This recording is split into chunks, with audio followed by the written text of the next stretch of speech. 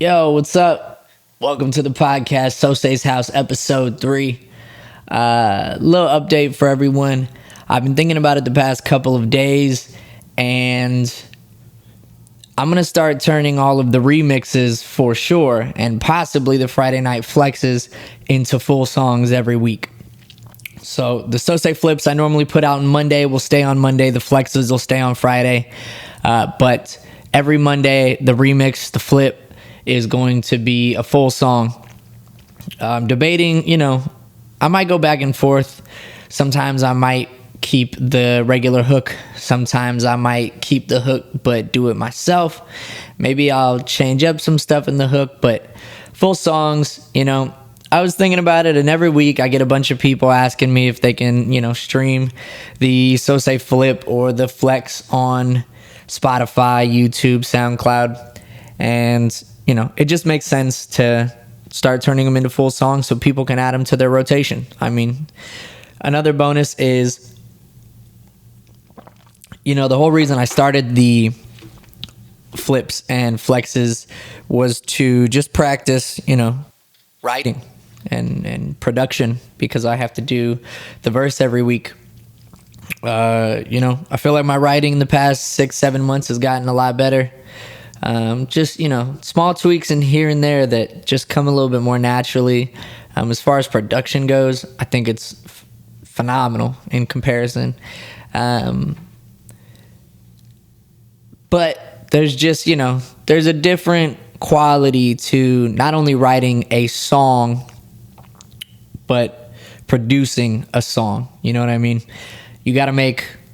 Just to go into like really basic songwriting, you have to make each part. You don't have to. There's no rules, right? But there's standard structures, kind of the things.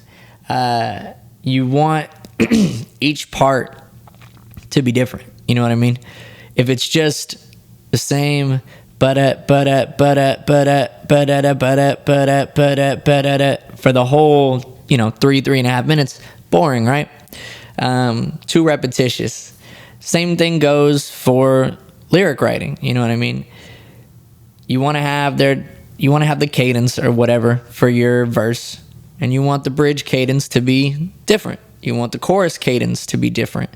Verse 2, you might keep the same cadence as verse 1, or you might switch it up. Maybe you go part 1 of verse 2 is the same, and then part 2 of it, I think the biggest thing ultimately for any of you guys that are songwriters, producers, artists in general, is, it's good to learn the rules of music or painting or, how to write a book. That way you can know how to bend them. You know what I mean? If you just made a 3.5 minute verse that was just the same cadence, just bam, bam, just going, I don't think it's the worst thing. I think depending on how you do it, it could be an artistic approach to a song, but it's unlikely that it's going to be the type of song that, sticks in people's heads. Not that they don't exist, one of my favorite songs of all time is just kind of a run-on, but I vibe with it. But if you made every song like that, obviously people would be like, it's not the greatest song. It's a good, piece. It's a good musical piece, but it doesn't have, the form that we just, for some reason, naturally enjoy. So now that I've ran on with that for long enough, just to jump right into it as if I didn't just go on like a 8-minute fucking rant. Or I'm going to be real, guys. I've already recorded one of these today, but I was just stumbling through words and just run-on sentences and all over the place. So I'm re-recording it. I also had a technical difficulty, so the quality about halfway through got messed up. But I'm all over the place this morning. I'm going to try and keep it a little concise. But one of the things I wanted to talk about, I've talked about Logic, talked about Gashi, obviously some of my top artists. Another one of my tops, obviously, not saying anything special, one of the greats, J. Cole. I was reading an article, it's right up in front of me, And I've heard it before, but I never really thought about it. It's kind of crazy, and I know other artists do it. I'm not going, oh, J. Cole is the only person to ever do this. I say that because I don't know why, but like I have noticed, I feel like people either love J. Cole or they don't like him for some reason. They're like, he's corny, he's whack, or whatever. First of all, I mean, if you don't like him, that's fine, but you can't say the dude's not. I mean, come on. That stands for anyone. Anyone who has achieved major success. I mean, success in general, but major success in their field. You can't, especially as just like some random person, be like, oh, they have no talent or they're not good at this. Like, obviously they are. Might not be your, might not be your vibe, your style or whatever, but obviously they're talented and they're doing something right. I mean, to kind of stretch it far, you could even say, I don't know if you guys ever heard of Ice JJ Fish. I mean, dude makes interesting music, interesting sounds, just in general. I haven't heard of him in years, but probably about like 7-8 years ago. Maybe longer than that. I don't know. Anyways, I don't particularly enjoy it, and you know what I mean, to an extent.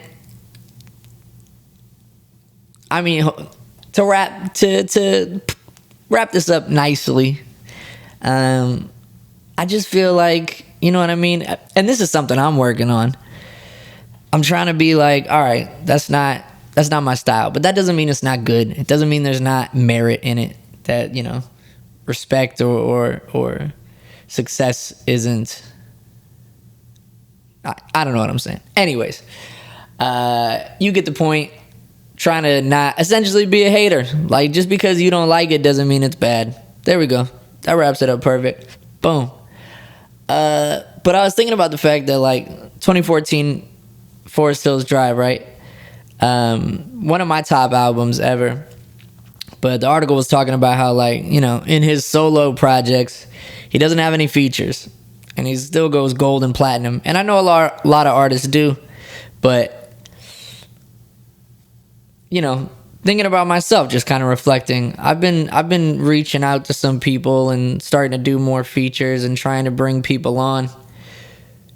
But at the same time, I think if I reflect on it, I think it depends on how you write an album, right? Like, let's be real, some albums are just a compilation of songs that fit a similar vibe and style, whether it's like all electronic instrumentation. It can kind of switch around from vibe, but it has the same general sound. And then other albums are more like, I would say, a book.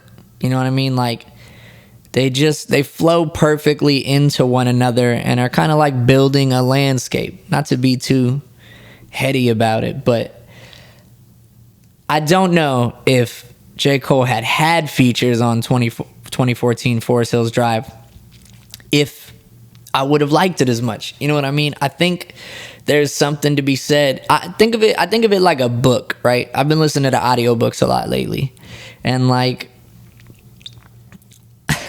I don't know if this comparison works perfectly, but you'll get what I'm saying. It'd be really weird for chapters 1 and 3 to be read by, I don't know, Hank, whoever the fuck Hank is. And chapter 2 was read by Geraldine. I don't know where I pulled that name out of, but Geraldine, Sarah, whatever the fuck, something more normal. You know what I mean? And that's kind of how I feel about songs. Sometimes I feel like features are cool, but they pull me out of the story of the song. I feel like features are something that benefits pop hip hop. You know what I mean? Like mainstream hip hop, because it's not trying to be, not that it's not artistic, not that it's not good music, but it's not trying to be anything other than just like, most of the time given, I know sometimes this rule isn't true, but superficial. You know what I mean? Mainstream music in general is relatively superficial. It's made in the same kind of structure as every other mainstream song out there. Every once in a while, of course, something new gets added, breaks that mold, but then that mold naturally gets smashed back down into the mainstream. And then, something else comes along, breaks it. That's just how things go. But I feel like on a more artistic sense, having a feature very often almost throws me out of, like there's one song, one of Ty Dolla $ign's songs that I really like, and I had no idea that it had a feature on it. I forget who it was. Was it? I think it might have been a Ty Dolla $ign and Post Malone song a couple years ago. That sounds right, but I'm not sure. Anyways, they sound almost identical. Like, now that I know it's not, I can kind of hear it. But for me, because it sounded like the same voice essentially going all the way through, it just, I don't know, something about it just gelled better. You know what I mean? I think there's a difference between a feature and like a duet, by the way. Like, if a song is a duet, I don't know, like, my brain just naturally fits the image of like, okay, man, woman, man, like, I don't know. It's just something about hip hop features specifically. I think it's because very often they're not connected in any way. You know what I mean? Like, the verses are, yeah, they're both about the subject, but they themselves, verse 1 by X and verse 2 by Y, they work perfectly fine. They fit the vibe, they fit the beat, produced in the same, way or complementary way. But because obviously the same person didn't write verse 2 as verse 1, there's just something different about it. And that's just, artistic style. That's just the individual. But that kind of breaks it for me. So I wonder if J. Cole's album, if I would have loved it, 2014 Forest Hills Drive, right? Would I have loved it as much with features? I don't think so. Like, I don't. I mean, maybe I would have, but I truly don't think so. Because now that I think about it,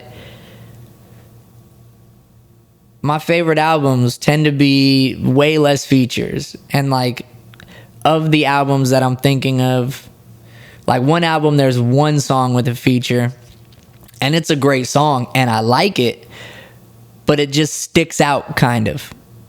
You know what I mean? Like, there's 12 songs of just Logic, Under Pressure. I know you guys have heard me talk about it before. I think it might be the extended cut. I don't know if it's on the regular, on the just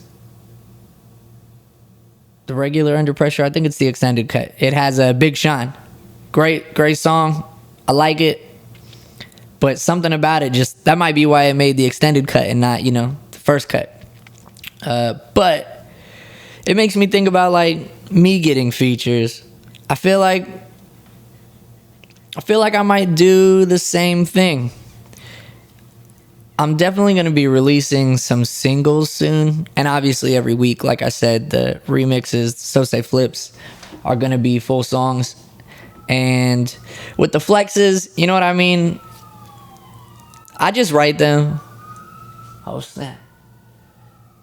Yo, man, we live right by a fire department, and they've been going crazy all day. Stay safe, folks.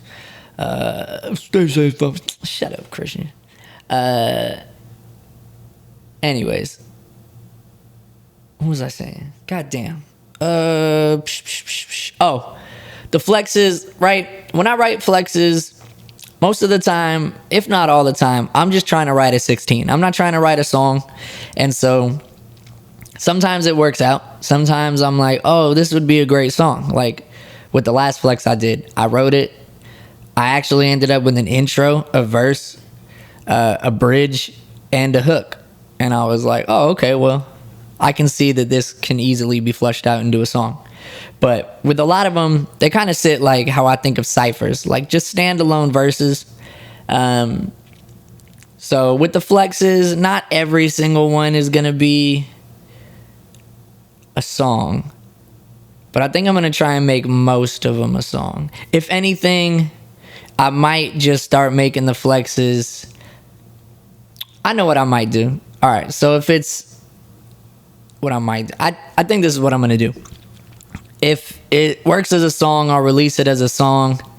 If it doesn't, I'll either write it in an unclassical structure. Like I was saying, I'll just do like a run-on for like a minute 45, 2:15, something like that. Kind of like a like a Drake freestyle. Or, you know, things people release as freestyles. Ain't freestyles. I'm not throwing shade. I'm just being real. It's not freestyles. People don't freestyle anymore. I don't put freestyle down on anything because I still think of it in a classical sense. But, like, my flexes are essentially the way that people release freestyles, right? But anyway, the Söze flips will for sure be full songs. And if the flexes become singles that I release, I'll probably have features on those. I think that's a great way to kind of cross-promote, work with different artists, kind of build those connections, but also, you know what I mean, grow from the art itself. I did a song with someone recently. I won't say who or what it is because it hasn't dropped yet, but I was actually amazed. The song, I mean, first of all, the song was dope. He sent it to me and I was like, all right, cool. I'm definitely down. But by writing to that verse, building off of, or to that song, building off of everything they had going, all that momentum, it brought, I was like, ooh, I was into it. I think you guys are going to really like the song. But I also think that as an artist, it helped me grow. I heard that person's sound and I was like, oh, okay. And then I did my version of that sound for my verse, right? And then I noticed it had some after effects on my writing later. So I think for all the singles for like flexes and maybe even some of the Söze flips, I'm going to do features. But I think I'm going to try and keep my actual projects just me from now on. Unless, of course, like I know someone and I think they'll genuinely lend to the art of this song, not just match the song. You know what I mean? If I think it'll take it to a completely different level, of course, you know, I'm open for that. But anyways, that's just my thoughts. Back to J. Cole, though. I think there's also something, I'm essentially just going to spend today talking about like writing, creativity, and like my thought processes on just the stuff I've been thinking about lately. And like one of those things, you know, another thing J. Cole brings up is like his songwriting. I mean, not only like production-wise songwriting, but like actual lyric writing. One of the reasons I want to start doing full songs as well is because the whole reason I started doing flexes and the Söze flips is just to get into the routine of writing something and then producing it real quick, back to back to back on like a weekly basis. And now I think the next logical step is to take that, you know, because I mean, I can write a verse pretty quickly and I feel like pretty quickly. But now I want to practice like the full song because I know for me, not often for everyone else because they're not listening to music in the same way that I am. Not that people don't, it's just, you know, I've noticed the difference between the way artists and creators take in their art and the way that just, you know, some dude on the street takes in art. And the same before I started making music for me. But the transition of verse to, you know, bridge to chorus to verse, pre-chorus, outro, right?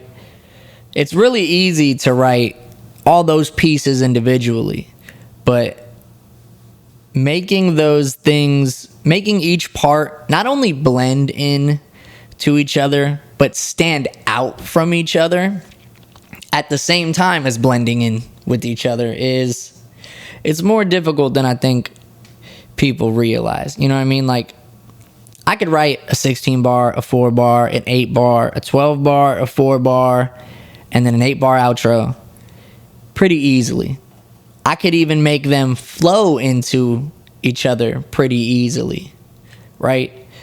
But having them contrast and yet complement at the same time is a concept that I think, one, I want to work on personally.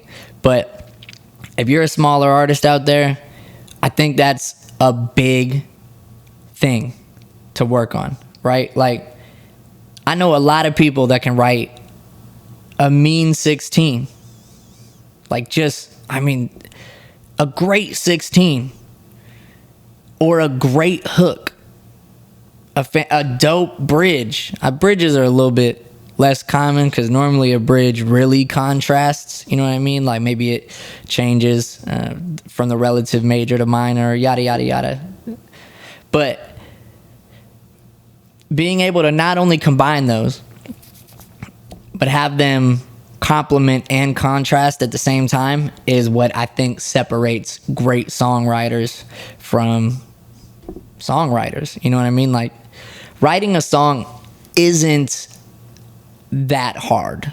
You know what I mean? Like, you could make a pretty cookie cutter song, but it's not going to stand out. In my opinion, obviously, I'm sure I'm talking and there's plenty of people like, well, shut the fuck up, Kaiser. You don't know. Maybe I don't know. Maybe I don't know, but I'm trying to know. And I think I know. Okay. I definitely, you know what I mean? Like, I would love to one day make an album like Under Pressure, 2014 Forest Hills Drive, Stairs, The Cool, Lupe Fiasco, The Cool. I mean, that shit is just... Anyways, I hope to get there. I don't think I'm there yet, plain and simple. And I think that's the next big thing that I think will really propel me there. And I think a lot of you would really benefit from this as well. That compliment contrast, I mean, it's a rough thing. But anyways, man, I'm going to quit fucking just going on and on about the same thing. I'm sure it gets boring. That's just how I talk sometimes. I have to be more concise, I know. One of the other things I wanted to talk about,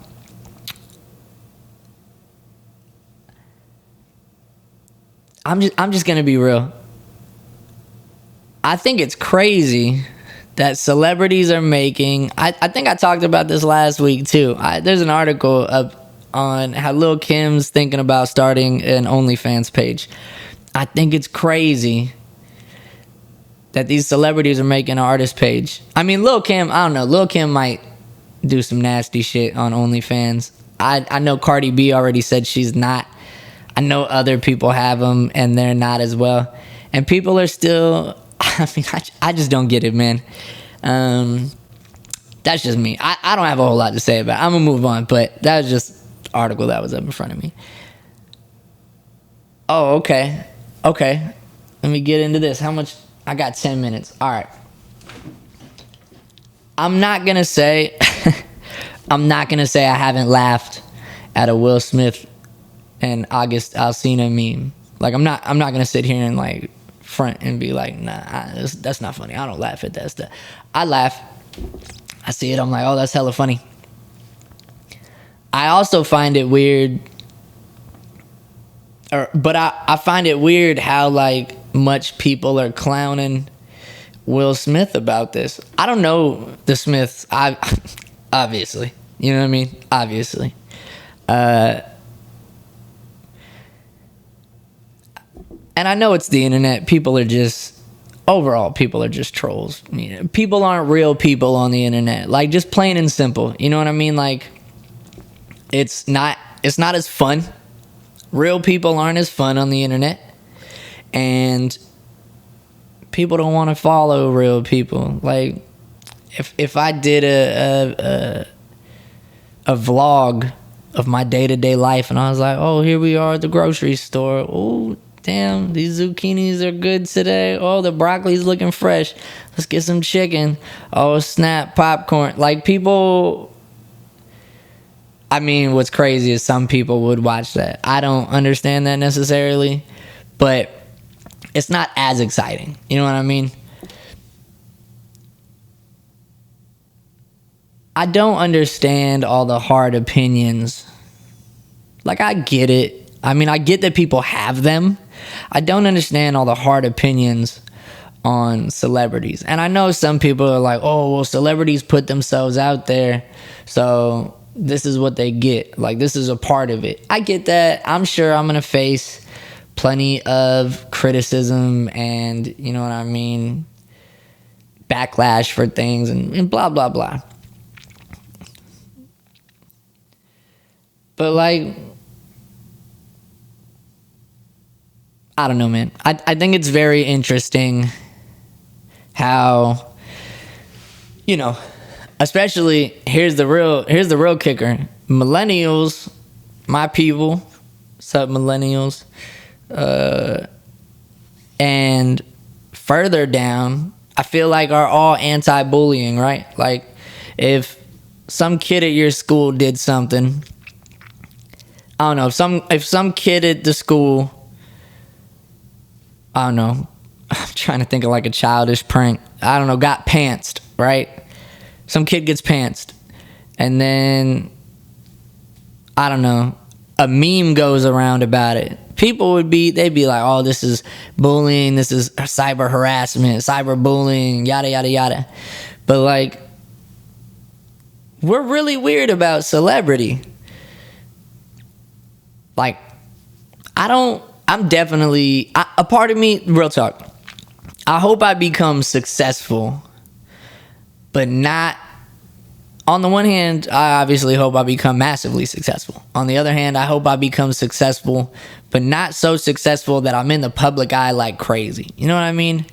Because, like, the shit that people say, or the things that we even talk about publicly about celebrity, real talk, people gossip all the time. I'm not saying people don't gossip about this shit anyways in their own homes, but it's a completely different thing to have it out there. Gossip tabloids, I mean, Twitter, all that shit, it baffles me.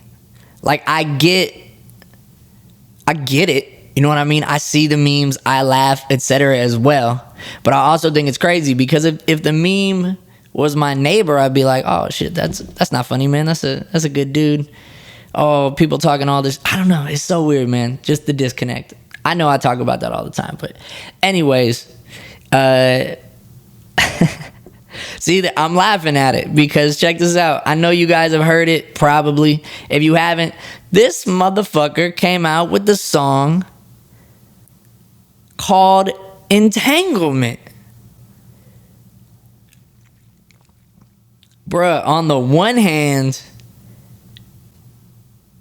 damn, that is just, I mean, like some type of petty, savage, fucking just, to come out with a song called Entanglement, talking about Jada Pinkett Smith is just the ballsiest shit.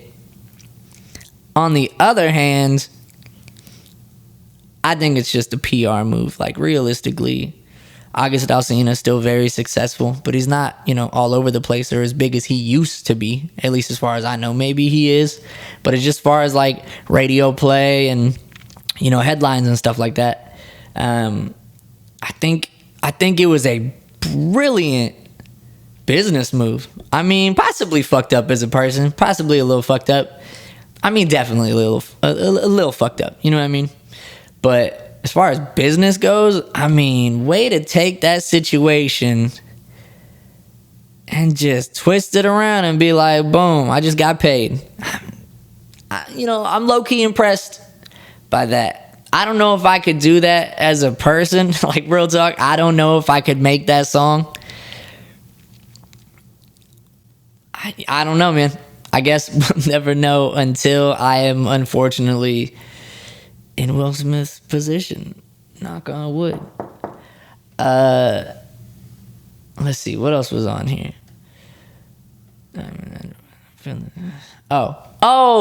Yo. After like 22 years, they've got 2 people arrested for Jam Master Jay's death, right? I mean, that's gotta feel, so good for his family, I'm sure. But like, also, I gotta imagine there's probably some sort of like sadness about it all too, because now it's all, I'm sure, being brought to the surface. That's crazy though. 22 years later, it always amazes me. Like, what was the dude, the Golden State Killer they caught in Sacramento because of the Heritage.com or U23andMe or whatever the hell? When they catch people so much later, like, people think that the police aren't doing shit, but like, plain and simple, obviously they're working, right? Because if this happened 22 years ago and now it's getting solved, that means there was work along the way. And even if that work stopped at a certain point, people were still paying attention for it. I mean, that's crazy. Like 22 years after. And I mean, semi-dark side is that it was over apparently a $1.7 million cocaine deal. Probably not the best situation to be in, but I mean, that's just what it is. I don't know, man. I'm not gonna. But anyways, I'm about to wrap it all, y'all. Wrap it up. Let's see. Closing statements. Thank you for listening. I hope you're having a wonderful day.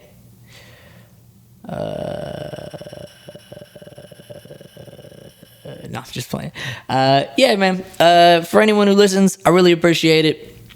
I know today I was kind of all over the place, stumbling over my fucking lips. I don't know what's going on today, but I don't know, feel like I ate some peanut butter or something. My lips aren't moving properly. But I'll see you guys next week. And there's something else I wanted to say. Let's see. Flexes. Söze flips. Oh, if you guys hear this before Friday, this week's flex is going to be a song that I'm releasing for King Verbal. It's the 4th release. It's called Slave to the Savage. I dig it. I think it's dope. It's a little bit different, but I don't know. I fuck with it. I hope you do too. If you hear this, keep a lookout. If you hear this afterwards, the link is in my bio, so click that shit. I never know how to end these things. So there I go, stumbling over my goddamn words. Jesus. All right, bye, people.